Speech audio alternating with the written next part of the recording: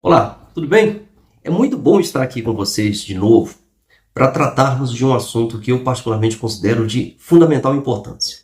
Nós estamos iniciando esse novo ano de 2025 com novos projetos. O nosso curso de língua portuguesa tem muito mais elementos para se destacar um pouco mais neste ano. O ano passado, de 2024, foi, sem dúvida nenhuma, um ano muito bom para nós.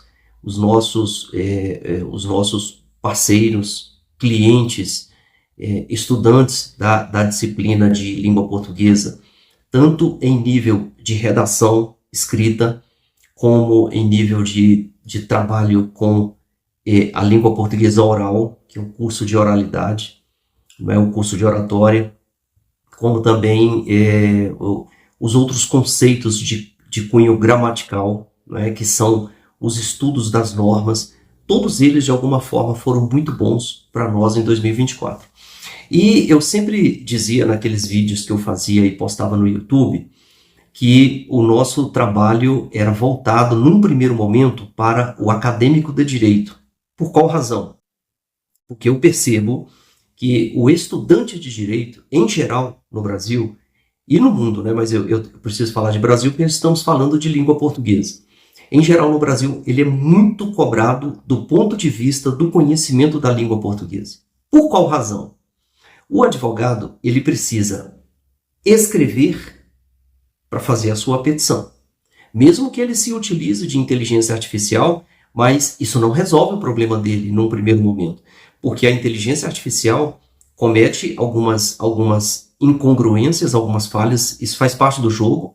Eu uso inteligência artificial o tempo todo, eu trabalho com a inteligência artificial, eu utilizo o ChatGPT, eu utilizo o Canva, eu utilizo o Gama, não é? São plataformas assim excepcionais, o Gemini da Google. Eu utilizo todas essas ferramentas e percebo que elas são excepcionais. Só que é muito importante destacar um item. Para que você trabalhe bem com a inteligência artificial, é necessário que, em primeiro lugar, você domine muito bem a sua língua, porque aí, quando ela cometer algumas falhas, alguns erros, você consegue corrigir.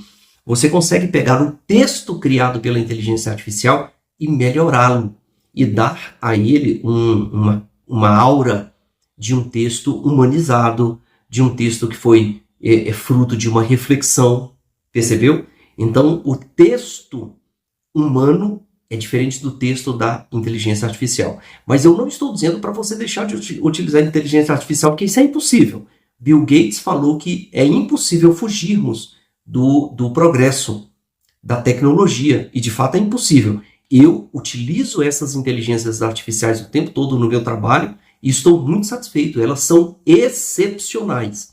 E a única coisa que eu digo a você agora, aprofunde-se ao máximo no estudo da inteligência artificial e principalmente no estudo da sua língua escrita, da sua língua falada, da capacidade de leitura e de interpretação de textos e também das regras gramaticais para que você consiga escrever, ler e falar da forma mais correta possível.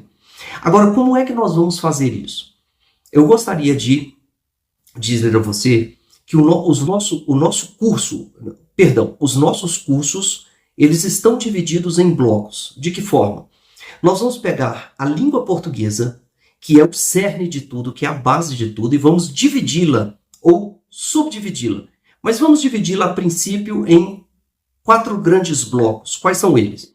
A linguagem falada, que aí envolve, num primeiro momento, a leitura, porque você só consegue falar bem se você ler muito, não é? Se você lê muito, o ato de ler permite a você interpretar muito melhor, escrever muito melhor e falar muito melhor.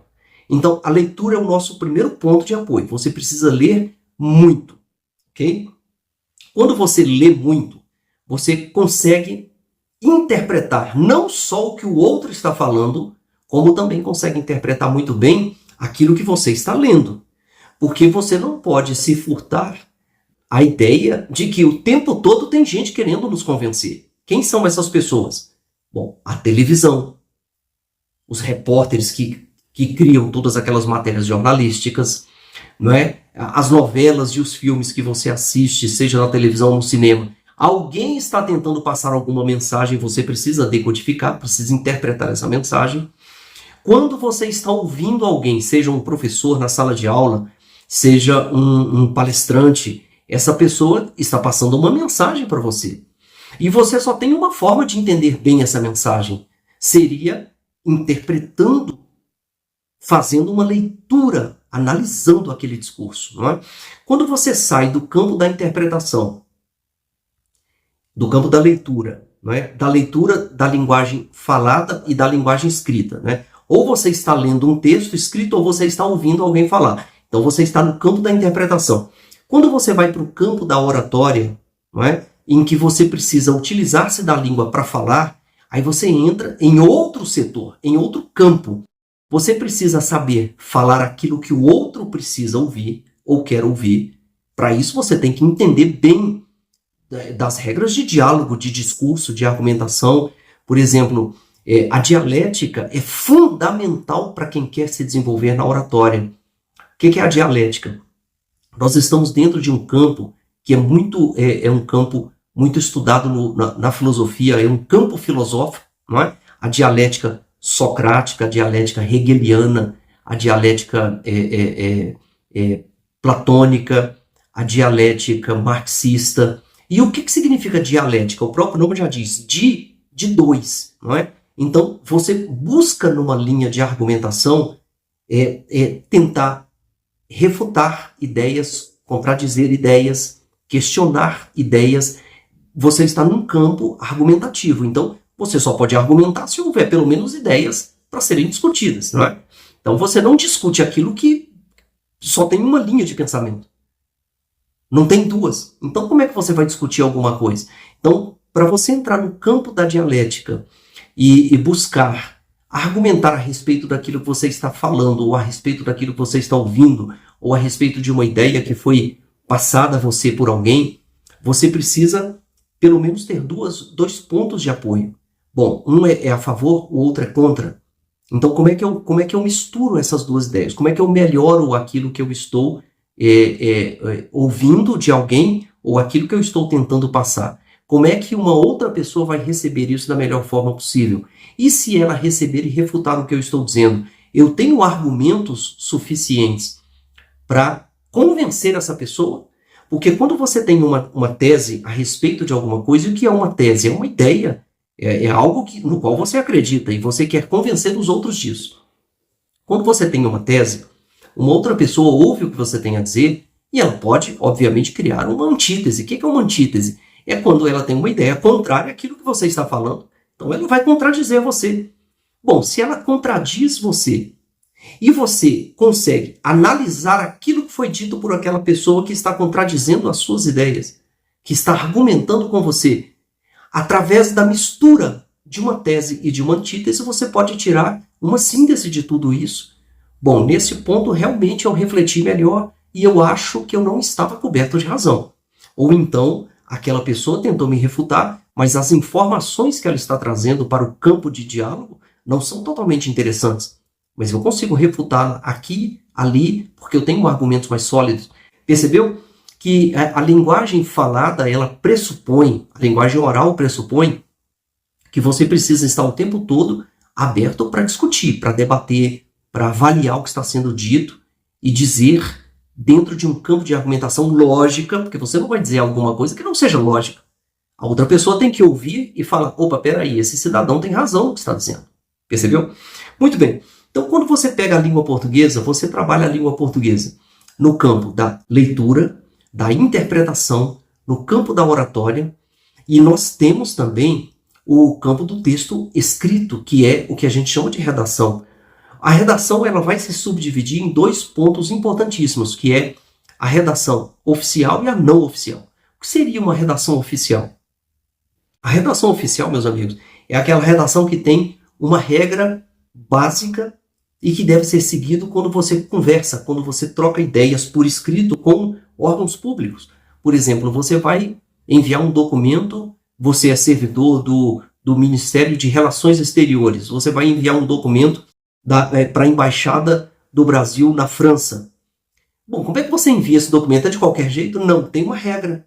Tem uma regra a ser seguida. Tem um espaçamento adequado, tem uma fonte adequada, tem um tipo de linguagem que você deve seguir. Essa linguagem deve ser sempre, o texto deve ser direto, deve ser objetivo, deve ser uma linguagem concisa, uma linguagem correta. Não admite um discurso como se fosse uma prosa, ok? Então, a prosódia que você utiliza num texto oficial é diferente daquela do bate-papo no botequim.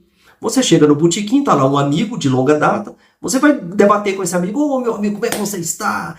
Como é que está essa força? E o Flamengo fez gols nesse final de semana, e o Vasco. Então é aquela conversa muito coloquial. Quando você entra para um texto escrito, a linguagem, a conversa é outra. A conversa é séria, é objetiva, é correta, é concisa, não admite erros. Perceberam? Então, observe, a língua portuguesa vai se subdividir em leitura, interpretação ou análise textual, oratória, é onde você avalia discursos, diálogos, a própria dialética, a retórica, né, dentro da linguagem falada. Cícero, por exemplo, dividia a retórica em 5 grandes campos de estudo, que era a inventio, a dispositio, a elocutio, a memória e a pronunciatio. Quando Cícero, esse livro está em latim, chamado De Oratore, quando ele dividiu a retórica em 5 grandes campos de estudos, ele estava dizendo que quando você fala, quando você é convidado a fazer uma preleção, quando você é um orador, não é? Quando você vai fazer uma palestra, você precisa pegar o conteúdo da sua palestra e dividi-lo. Como? Primeiro você tem que dizer para si mesmo, né? O que eu vou dizer? O que eu vou dizer? Aí você vai criar a sua narrativa, a sua palestra, o seu texto. O que eu vou dizer? Agora, como eu vou disponibilizar na minha fala aquilo que eu pretendo dizer? Ok? Eu quero fazer uma palestra sobre tal assunto, Eu começo de que forma? No meio dessa palestra eu digo o quê? E como eu termino essa palestra? Qual é o clímax do término da palestra? E isso tudo Cícero explica muito bem no seu livro. Só um parênteses, Cícero foi considerado por muitos, e é até hoje, como o maior orador que o mundo romano conheceu, e talvez um dos maiores do mundo. Ele era um orador, um político, um advogado extremamente bem-sucedido no Império Romano. Era um homem temido não porque tinham medo dele, temido porque ele tinha uma argumentação tão lógica, tão sólida, uma oratória tão perfeita, que as pessoas tinham medo de enfrentá-lo, não porque ele fosse um homem ruim ou mau, mas porque ele era muito bom no que fazia. Não é? Tanto que hoje nós estamos aqui, 2000 anos depois, falando no homem, porque ele foi o grande orador que o mundo conheceu. E temos também, dentro do estudo da língua portuguesa, o estudo da gramática. A gramática, nós temos a gramática dividida em 2 gramáticas, que é a gramática normativa e a gramática descritiva. A gramática descritiva vai se preocupar com os falares regionais. Como é que nós falamos? Como é que eu falo no Rio Grande do Sul? Como é que eu falo a língua portuguesa lá no Nordeste? Como é que eu falo aqui em Brasília? Como é que eu falo a língua portuguesa em São Paulo? Percebeu? Por exemplo, você conversa com um gaúcho, ele tem uma fala diferente. Olá, tchê, bom dia, como estão as coisas? Não é? Seja muito bem-vindo. Então, ele tem um estilo de falar, que não tem nada de errado, mas é bonito, é algo regional, é próprio. Mas quando você vai no Rio de Janeiro, pá, e aí, meu, beleza? Legal. Pá. É um estilo próprio do carioca, puxando aquela forma muito particular do carioca, o xixi, né? Quem ouve um carioca entende ele na hora. O paulista é diferente, o mineiro é diferente, não é? Quem conversou com um mineiro no interior de Minas sabe muito bem. Aquela fala do mineiro tranquiliza você. É um povo maravilhoso, não é? Então, aqui em Brasília, por exemplo, nós temos algumas formas de falar que são completamente regionais. regionalizadas e que outras cidades, outros estados não entenderiam algumas coisas que nós falamos aqui em Brasília, que são muito particulares. Então, a gramática vai se preocupar com esse estudo, com essa análise toda. Então, nós temos a gramática dividida em 3 grandes blocos, que é a fonética e a fonologia, a morfologia e a sintaxe. A fonética, meus amigos, a fonética e a fonologia são 2 ramos que não dá para confundir os dois. Por quê? Porque a fonética vai se preocupar basicamente com essa estrutura que nós utilizamos para falar, que é uma estrutura muito fisiológica. Quando você fala, o ar, o oxigênio que você respira está nos seus pulmões, então ele sai dos pulmões, sobe para os brônquios, depois passa pela traqueia, pela laringe, pela faringe, pela boca, pelas fossas nasais. O ar, o oxigênio que está saindo dos seus pulmões balança a sua língua de maneira que você consiga proferir as palavras, mas para proferir as palavras, você primeiro tem que montar as sílabas. Então, quando você pronuncia o A, que é a letra A, ou o fonema A, não é a mesma coisa que pronunciar o fonema C, ou Q, ou P. São fonemas diferentes. É tanto que o fonema se subdivide em fonema vogal, semivogal e fonema consoante. Como é que funciona isso? Quando o ar sai da sua boca, ele pode sair quando você diz A, e aí você abre a boca para dizer A, ou quando você diz P, para falar P, você fecha a boca. Então, essa estrutura física, fisiológica, que nós humanos utilizamos na boca na hora de proferir determinadas letras ou fonemas, isso é estudo da fonética. A fonética vai se preocupar em estudar tudo isso.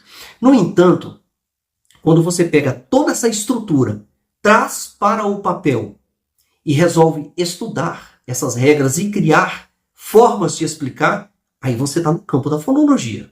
Ok? Então, a palavra fono de fonética ou fono de fonologia nada mais são do que o estudo dos sons. Quando um ser humano profere uma letra, você emite um som. Quando você pega uma letra e coloca junto com outra, por exemplo, eu tenho a letra P, que é uma consoante P, e eu tenho a letra A, que é a vogal A. Quando eu somo as duas e coloco numa única verbalização, numa única saída de som, eu formei uma sílaba.